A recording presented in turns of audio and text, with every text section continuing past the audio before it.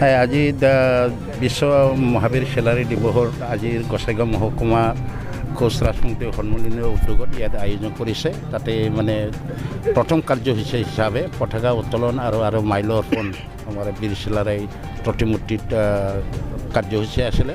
এই কাৰ্যসূচীত মই আজি অংশগ্ৰহণ কৰিব আহিছোঁ আৰু তেখেতসকলৰ কাৰ্যসূচী অহাকালিও আছে বুলি মই গম পাম।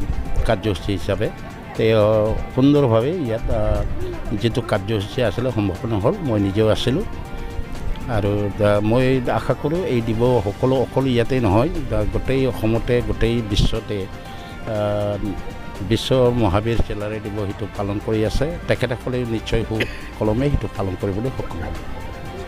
নাই, আমাৰ এতিয়াও হোৱা নাই। আমাৰ 28 তাৰিখলৈকে যিসকলে মানে প্ৰাৰ্থী হ'ব বিচাৰে, অহা কাইলৈকে 28 তাৰিখ সেইটো শেষ দিন। তেখেতসকলে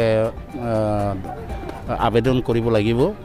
তাৰপিছত এক সপ্তাহৰ ভিতৰত প্ৰাৰ্থী কোনে হ'ব সেইটো ঘোষণা কৰা হ'ব। আজিলৈকে এতিয়াও প্ৰাৰ্থী আমাৰ বিপেৰ তৰফৰ পৰা ঘোষণা কৰা হোৱা নাই। ঠিক আছে।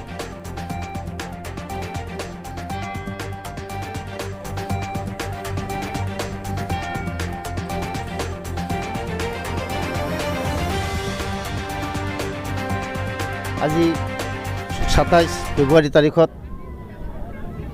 আমাৰ বিশ্ব মহাবীৰ চিলাৰায় 511তম জন্ম জয়ন্তীত আমি গোসাইগাঁও BTAD কোচ ৰাজমন্ত্ৰী সন্মিলনীৰ সহযোগত আৰু গোসাইগাঁও মহকুমাৰ অন্তৰ্গত বিভিন্ন জাতীয় সংগঠন কোচ ৰাজমন্ত্ৰী জাতীয় সংগঠনসমূহৰ উদ্যোগত 511তম চিলাৰায় দিৱস উদযাপন কৰিবলৈ লৈছোঁ।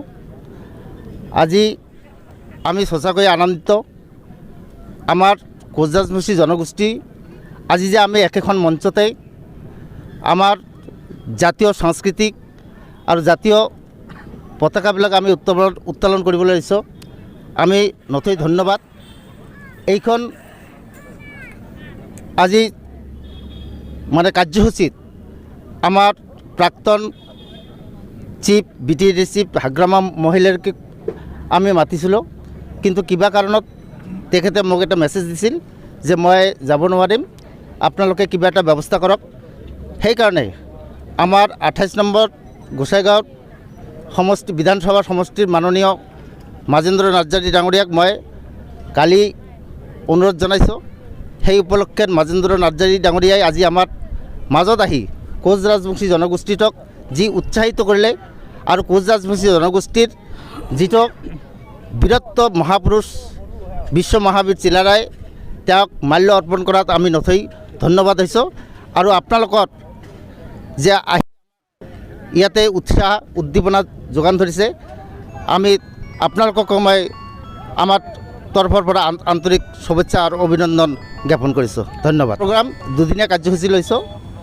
আজি 27 ফেব্ৰুৱাৰী আৰু অহাকালি 28 ফেব্ৰুৱাৰীত আমাৰ সদৌ BTAD কোচ ৰাজবংশী সন্মিলনীৰ অধিৱেশন আছে ৰাতিপুৱা 10টাৰ পৰা, আৰু আবেলি 2টা মানত আমি মুকলি সভাৰ আয়োজন কৰিছিলোঁ। আৰু এইখিনিতে আমি এতিয়া আমাৰ গোসাইগাঁও জিলা BTAD সন্মিলনীৰ দ্বিবাৰ্ষিক অধিৱেশন আছে, আমি দ্বিবাৰ্ষিক অধিৱেশন কৰিবলৈ ল'ম।